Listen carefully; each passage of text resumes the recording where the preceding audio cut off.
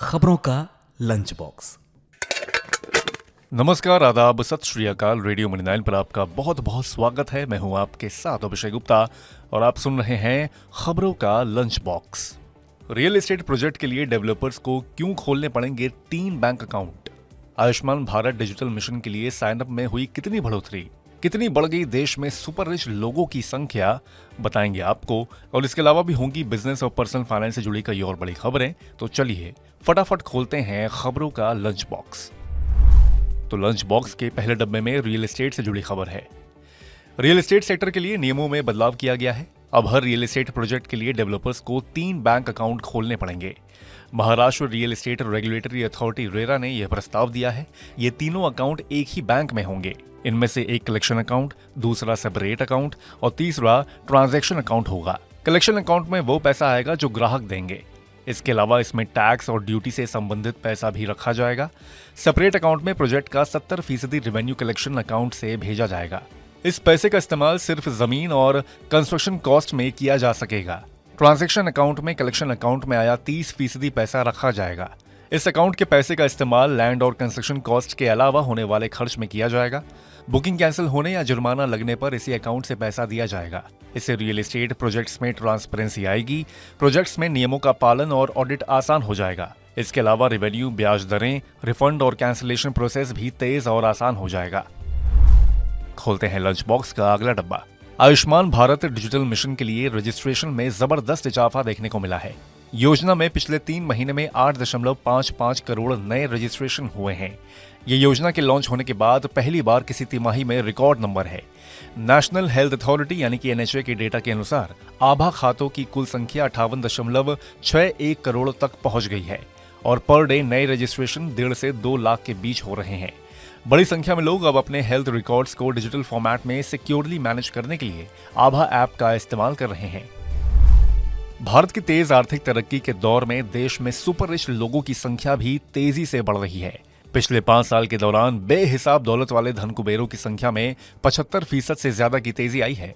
भारत में ऐसे लोगों की संख्या 216 से बढ़कर 1319 से ज्यादा हो चुकी है, जिनकी नेटवर्थ 1000 करोड़ रुपए से भी ज्यादा है।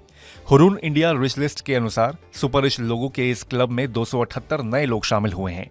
ऐसा पहली बार हुआ है जब भारत में 1000 करोड़ रुपए से ज्यादा दौलत वाले लोगों की संख्या 1300 के पार निकली है। अब अगली खबर पीएफ खाता धारकों के लिए है। देश में नौकरियों की संख्या लगातार बढ़ रही है और इसकी गवाही ईपीएफओ के आंकड़े दे रहे हैं। रविवार को जारी ईपीएफओ डेटा के अनुसार रिटायरमेंट फंड का मैनेजमेंट करने वाली संस्था ईपीएफओ ने जनवरी 2024 में कुल 16.02 लाख मेंबर अपने साथ जोड़े हैं। श्रम मंत्रालय ने बताया कि जनवरी 2024 में पहली बार लगभग 8.08 लाख नए मेंबर ईपीएफओ से जुड़े हैं। इनमें से 2.05 लाख महिलाएं भी हैं। ईपीएफओ के पेरोल डेटा के मुताबिक नए मेंबर्स में ज्यादातर 18 से 25 साल के हैं। इनकी संख्या जनवरी 2024 में जोड़े गए कुल नए सदस्यों की 56.41% है। इससे पता चल रहा है कि वर्कफोर्स में शामिल होने वाले मैक्सिमम कर्मचारी युवा हैं और इनकी ये पहली नौकरी है। खोलते हैं लंच बॉक्स का अगला डब्बा। पेटीएम की पेरेंट कंपनी 197 कम्युनिकेशंस लिमिटेड ने उन सभी मीडिया रिपोर्ट्स का खंडन किया है जिनमें दावा किया गया था कि कंपनी अलग अलग बिजनेस सेक्शन में करीब 20 से 25% कर्मचारियों को नौकरी से निकालने की तैयारी कर रही है। कंपनी ने क्लियर किया है कि रीस्ट्रक्चरिंग और परफॉर्मेंस बेस्ड एडजस्टमेंट्स को गलत तरीके से छटनी समझा गया है। पेटीएम अपने वर्कफोर्स की स्टेबिलिटी से समझौता किए बिना ग्रोथ और ऑपरेशन एफिशिएंसी के लिए डिवोटेड है। करीब 1 हफ्ते पहले कई मीडिया रिपोर्ट्स में दावा किया गया था कि पेटीएम एनुअल परफॉर्मेंस रिव्यू के तहत अलग अलग डिपार्टमेंट्स में छटनी करने वाली है। इसके अलावा Paytm AI powered automation exercise भी कर रही है। इसके चलते भी जॉब कट हो सकते हैं, लेकिन अब इन सभी बातों का खंडन हो गया है। भारत में जीडीपी दर तेज बने रहने की उम्मीद है। जीडीपी पर रेटिंग एजेंसी एस&पी के आंकड़ों से पॉजिटिव संदेश मिला है। एस&पी ने वित्त वर्ष 2024-25 में भारत की ग्रोथ रेट का अनुमान बढ़ाकर 6.8% किया है। हालांकि एजेंसी ने रेस्ट्रिक्टिव इंटरेस्ट रेट्स को इकोनॉमिक डेवलपमेंट के लिए एक ऑब्स्टेकल के रूप में आइडेंटिफाई किया है। इसी के साथ हम लोग आ गए हैं लंच बॉक्स के आखिरी डब्बे में। आईआरसीटीसी मध्य प्रदेश के लिए स्पेशल टूर पैकेज लेकर आया है। मध्य प्रदेश महादर्शन एक्स हैदराबाद के नाम से इस पैकेज में हैदराबाद से इंदौर के लिए और फिर इंदौर से हैदराबाद के लिए भी फ्लाइट मिल रही है। 5 दिन और 4 रात के पैकेज में आपको 2 रात उज्जैन, 1 रात ओंकारेश्वर और 1 रात इंदौर में ठहरने का मौका मिल रहा है। खाने पीने से लेकर ठहरने की सुविधा भी इसमें शामिल है। आप 3 अप्रैल और 10 अप्रैल को इस पैकेज का लुत्फ उठा सकते हैं।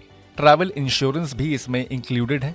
प्राइस की बात करें तो सिंगल ऑक्यूपेंसी पर 33,350 रुपए, डबल ऑक्यूपेंसी पर 26,700 रुपए और ट्रिपल ऑक्यूपेंसी पर 25,650 रुपए पर हेड देना होगा। और इसी के साथ बंद करते हैं खबरों के लंच बॉक्स को। उम्मीद है कि इसमें पेश की गई खबरें आपको पसंद आई होंगी। अगर ऐसा है तो हमें कमेंट करके जरूर बताएं। बाकी बिजनेस, पर्सनल फाइनेंस और कॉर्पोरेट जगत से जुड़ी और खबरों के लिए सुनते रहिए रेडियो मनी 9 और डाउनलोड कर लीजिए हमारे मनी 9 ऐप को। हमेशा की तरह मैं हूं आपके साथ अभिषेक गुप्ता। अभी लेता हूं विदा। धन्यवाद। खबरों का लंच बॉक्स।